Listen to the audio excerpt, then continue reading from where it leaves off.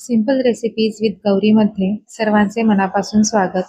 तर आज आपण क्रिसमस स्पेशल एक केक बनवणार आहोत, ज्यामध्ये आपण अंड, मैदा हा काही प्रकार वापरणार नाही आहोत. अगदी थोडक्या साहित्यामध्ये हा केक तयार होतो. त्यासाठी आपल्याला फक्त रवा, कस्टर्ड पावडर आणि दूध, तूप एवढंच साहित्य लागणार आहे. तर सुरुवात करूया रेसिपीला. इथे मी 1.5 वाटी बारीक रवा घेतलेला आहे. बारीक रवा जर नसेल तर जाड रवा मिक्सरमधून फिरवून घ्या. त्याच वाटीने 1 वाटी मी पिठी साखर घेतलेली आहे. एक छोटी वाटी म्हणजे 3 ते 4 चमचे कस्टर्ड पावडर घेतली आहे. पाऊण वाटी तूप वितळवून घेतलेलं आहे. तसंच दूध सुद्धा मी इथे पाऊण वाटी घेतलं आहे, पण ते जसं लागेल तसं आपल्याला वापरायचं आहे. आता हे सगळं जिन्नस मी एक मिक्स करून घेणार आहे. सुरुवातीला हे सुक्कं वाटत आहे. यामध्ये आणखीन थोड्या दुधाची गरज लागणार आहे. तर जे दूध आपण बाजूला ठेवलं होतं, त्यातलं थोडं दूध मी आणखीन यामध्ये वापरणार आहे. एकाच वेळेला ते सगळं दूध आपल्याला ओतायचं नाहीये. जसं लागेल तसं दूध वापरायचं आहे, म्हणजे मिश्रण एकदम पातळ होत नाही. आता बघू शकताय तुम्ही ही कन्सिस्टन्सी बरोबर आहे. आणखीन जास्त दूध मला यामध्ये लागणार नाहीये. पाऊण वाटी दूध मी घेतलं होतं, त्यातलं पाव वाटी दूध राहिलेलं आहे आणि अर्धा वाटी दुधाचाच वापर इथे झालेला आहे. आता हे छान मिक्स करून झाल्यानंतर तुम्ही बघू शकता याहून आपल्याला पातळ आपल्याला बनवायचं नाहीये किंवा जास्त घट्टही ठेवायचं नाहीये. आता यामध्ये मी ड्रायफ्रुट्स घालणार आहे. तुम्ही तुमच्या आवडीचे कोणतेही ड्रायफ्रुट्स घेऊ शकता. मी इथे काळ्या मनुका, पिवळ्या मनुका, काजू, बदाम आणि पिस्ते घेतलेले आहेत. तुम्ही तुमच्या आवडीचे ड्रायफ्रुट्स तुमच्या मनानुसार घेऊ शकता. थोडे ड्रायफ्रुट्स मी आता वापरत आहे आणि थोडे वरतून गार्निशिंगसाठी ठेवणार आहे. आता ड्रायफ्रुट्स सुद्धा आपल्याला यामध्ये छान मिक्स करून घ्यायचे आहेत.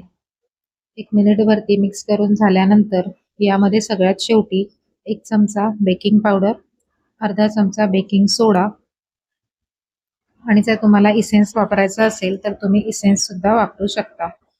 बेकिंग पावडरमुळे केक छान फुलून येतो आणि बेकिंग सोड्यामुळे केक हलका व्हायला मदत होते. आता हे मिक्स केल्यानंतर मी आधीच एका टिनला तूप लावून बटर पेपर लावून सेट करून घेतला आहे. ही तयारी बॅटर ओतायच्या आधीच, बनवायच्या आधीच आपल्याला करून घ्यायची आहे. आता यामध्ये सगळं बॅटर ओतून झाल्यावर जे ड्रायफ्रुट्स मी बाजूला ठेवले होते गार्निशिंगसाठी, ते आता यावरती घालून घ्यायचे आहेत. थोडे ड्रायफ्रुट्स आधी वापरले होते आणि थोडे ड्रायफ्रुट्स आता वरतून गार्निशिंगसाठी वापरत आहे. यावर तुम्ही चेरी वगैरे सुद्धा टाकू शकता. आता हा केक आपला सेट झालेला आहे. याला थोडंसं टॅप करून एअर बबल्स काही असतील तर ते काढून घ्यायचे आहेत. आणि आपण जो इथे प्रीहीटला मी तवा ठेवला होता, त्याच्यावरती एक स्टँड ठेवलाय आणि वरती पातेलं उघडं करून थोडा प्रीहीट करायला ठेवला होता 10 मिनिटे. डायरेक्ट भांडं आपल्याला तव्यावर ठेवायचा नाहीये, नाहीतर केक खालून खूप जास्त लागू शकतो. एक स्टँड एखादा ठेवून त्यावरती आपल्याला पुन्हा झाकण नाही, पातेलं एखादं ठेवायचं आहे उघडं करून. 45 ते 50 मिनिटं या गोष्टीसाठी लागतात. गॅसची आच सुरुवातीला मी एक 10 मिनिटं मीडियम ठेवली होती आणि त्यानंतर लो गॅसवरतीच पूर्ण केक मी शिजवलेला आहे. 45 मिनिटानंतर तुम्ही बघू शकताय, मी सुरी रोवून बघतेय तर अजिबात सुरीला बॅटर चिटकत नाहीये, म्हणजे आपला हा केक तयार झालेला आहे. आता गॅस बंद करून हे भांडं खाली उतरवून घ्यायचंय आणि त्यावरती एक फडका टाकायचा आहे, म्हणजे केकचं मॉइश्चर लॉक होतं आणि केक जास्त सुकत नाही.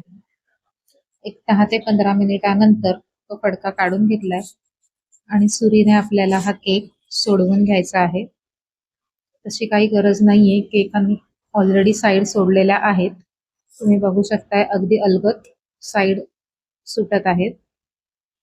आता एका प्लेटमध्ये आपल्याला हे भांडं उपडी करून घ्यायचं आहे आणि वरती जो बटर पेपर लागलाय तो काढून घेत आहे.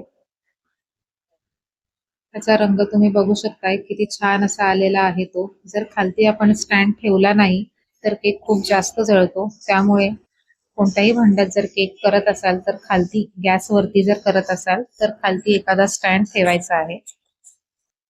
छान सुक्का असा हा केक तयार होतो. अजिबात गच्च होत नाही. तर या क्रिसमसला नक्की ट्राय करून बघा. रेसिपी आवडली असेल तर लाईक करा, शेअर करा आणि अशाच सिंपल आणि सोप्या रेसिपीज बघण्यासाठी सिंपल रेसिपीज विथ गौरी या चॅनलला सबस्क्राईब करा.